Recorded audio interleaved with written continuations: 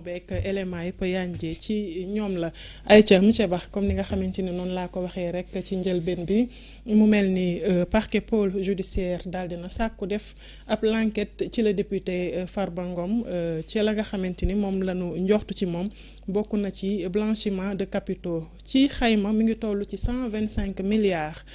bi nga déggee bi la information ban jàngat nga ci am ak itamit boo ñu mënee yaatalal en tant qu'économiste ñun sénégalais yi lan mooy blanchiment de capitaux. waaw madame c'est important parce que li nga wax loolu sénégalais yi xam nga généralement coow li si jógee rek blanchiment capitaux gauche droite il est important aussi que sénégalais yi mën a comprendre lan la wundu lan moo ci nekk et c'est important aussi ñu def benn rappel historique que pôle judiciaire financier moo remplacé un peu la CREI jamonoy Macky Sall CREI moo fi nekkoon avec ses incohérences ses insuffisances ses lacunes. bi avant Macky Sall di dem ñu jëm ko transformer ko defaat ko pôle judiciaire financier mu gën a méngoog jamono mu gën a nekk une institution judiciaire bu moderne avec ses capacités d'appel et tout ça li nga xam ne moom lañ doon ñaxtu ñu teg un pôle judiciaire financier pour la tey nag mën naa ne enfin les choses bougent parce que depuis 9 mois on nous a fait consommer quand même reddition des comptes que dëkk bi dafa nekk dëkk boo xam ne dañoo pàccoo réew mi dëkk boo xam ne dañoo luubal alalu réew mi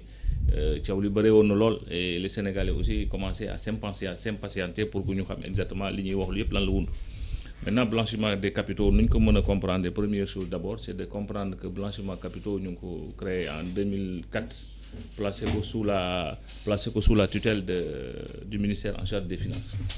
suñ ko mënee expliquer rek d'une manière terre à terre. mën a comprendre lan moo wundu blanchiment capitaux parce que li ko créé li taxoon ñu créé ko comme nu ko turam son nom l'indique cellule nationale de traitement des informations financières c'est-à-dire que noo ko mën a jàngatee ci wolof mooy cellule la bu ñu créé pour mu mën a travailler lëmbët toutes les informations yu liées à des transactions financières. li ko gën a créer li ko gën a ñoŋal li ko gën a créer li gënoon tax sénégalais yi en fait àddina bi gën a jëm ci loolu c'est parce que dañ doon xeex par exemple lu ñuy naan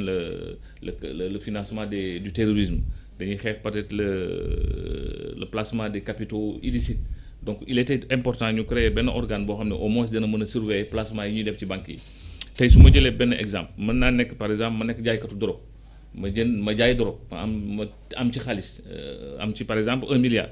donc 1 milliard boobu xam nga origine c'est illicite xaalis boobu xaalis drogue la amul lu mu ci mën a def léegi pour mu mën ko dugal ci banque bi c'est pas possible parce que soo ko dugalee ci banque automatiquement CENTIF day alerter soo alerter pour que ñu mën a enquêter sur l'origine de ces fonds là généralement ñiy def blanchiment capitaux nu ñu koy utiliser mooy dañ koy réinvestir dañ koy defar genre investissement par exemple mën nañ ko investir par exemple ci bâtiment ci ay construction de bâtiment mën nañu ko investir sur des activités licites de sorte que xaalis boobu genre xaalis bu ñuy raxas la pour mu mën a gën a mën a duggaat ci circuit bancaire bi généralement ni nga mën a comprendre blanchiment d'argent rek par exemple ci exemple bi gën a terre à terre bi gën a ndaw mën na comme ni ma wax mën naa jaay drogue ma jël investiraat ko def ko ci location def ko ci immobilier par exemple soo ko defee ci immobilier xaalis boobu mën na dem banque par exemple origine boobu da ngay transformer origine illicite bi da nga koy transformer en une origine licite de sorte que tey par exemple mën nañ ne xaalis bi ci immobilier bi la jógee transaction immobilière la jógee fekk origine bi ci njëlbeen bi xaalisu drogue la parce que noonu genre raxas xaalis la rek nu nga ko mën a comprendre mooy mën ko raxas de sorte que mu mën a dugg ci circuit bancaire yi maintenant su duggee ci circuit bancaire yi foofu par exemple origine bi ñoom suñu koy expliquer dañ koy expliquer comme origine licite à travers l'immobilier et tout ça donc ko mën a comprendre maintenant suñu ñëwee ci cas bu bees bi muy cas bu Farba Ngom ñu préciser d'abord que jusqu'à présent malgré coow li yëpp il bénéficie d'une présomption d'innocence li ñuy naan ba tey jàpp ñu établir guñu culpabilité wu Farba Ngom ak muy Tahirou Sarr c'est des soupçons c'est des accusations jusqu'à ce que pôle judiciaire bi def enquête am ba juger ko ba ñu attee ko ba ñu ne li ñu lay topp yow yaa ko def mooy li ñu koy toppee comme ni nga wax léegi c'est des blanchiments d'argent c'est-à-dire que c'est de l'argent bi mu récupéré à travers des sociétés écran mooy li gars yi di utiliser souvent rek par exemple des sociétés yoo xam ne da ngay créer société nga jox maanaam mu jiite société fekk en réalité société man maa ko moom nga créer des sociétés 10 sociétés benn bi Maam Aram moo fa nekk beneen bi Maala moo fa nekk beneen bi Demba moo fi nekk beneen bi Coro moo ci nekk fekk en réalité toutes ces sociétés là convergent vers un seul propriétaire mooy man maintenant c'est une façon de capter des financements de capter de l'argent fekk xaalis bi yëpp ci lay ñëwaat maintenant ça c'est interdit par la loi Bah en fait si c'est interdit par la loi parce que genre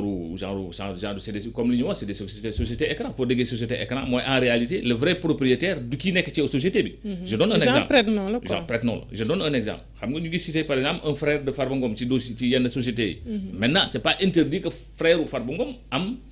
société. Mais d'après ñoom ci seen enquête su fekkee dem nañu ba enquêter ba dem ba rendre compte que tey société bi société écran en réalité c'est pas lui le propriétaire c'est telle personne donc loolu da nga koy def pour parce que yow sa bopp mënoo capter ces financements là mais tu es obligé de créer des situations yoo xam ne genre prête-nom lay doon. D'accord. Maintenant fi may terminer mooy. Man je me pose deux questions. ci li ñu wax déjà ñu ni c'est de l'argent qui a été viré par le trésor. Donc chaîne de responsabilité bi yëpp du yem ci Tahirou Sarr ak Farba Ngom. Sur quelle base le trésor a viré cet argent? J'ose espérer peut-être xëy na trésor su demee bay virer xaalis. bay virer xaalis daal vers des sociétés c'est parce que lu leer la ci li ma yaakaar bon je ne blanche mais dama ne trésor public su demee ba ñu ne ñoom ñoo virer xaalis yi à ces sociétés écran là. Donc foofu de responsabilité aussi ñu entendre leen ñu xam qu'est-ce qui s'est Farba Ngom aussi comme on dit y a pas de quoi s'inquiéter y a pas de quoi sauter au plafond. su fekk def nga. Les gens vont savoir soo deful les gens vont savoir Tahirou Sarr comme son nom est cité depuis 2 ans presque depuis 3 ans turam defe naa sénégalais boo laaj turam dana la dégg naa turam sur des fonciers sur le foncier maintenant Mame Aram ma terminer foofu ci benn point bu am solo. L'histoire de la CREI yàggul. On nous avait parlé de 600 et quelques milliards de Karim Wade aurait pris sur l'argent du contribuable. Ils étaient 25 personnes. À l'arrivée Karim dong lañ topp te Karim li ñu ko toppee finalement ñaata lañ ko toppee 125 su ma juumul 128 milliards bon peut-être si ma mémoire est bonne. Ci 600 milliards. Aujourd'hui on nous parle de 125 milliards. J'ose espérer que pôle judiciaire bi danañ def liggéey bu xarañ de sorte que du ñu dalaat li ñu daloon ci CREI yi nga xamante ni CREI defoon na ko j'espère bien. Ange Marie dégg nga bu baax ci li nga xamante ni noonu la aborder question bi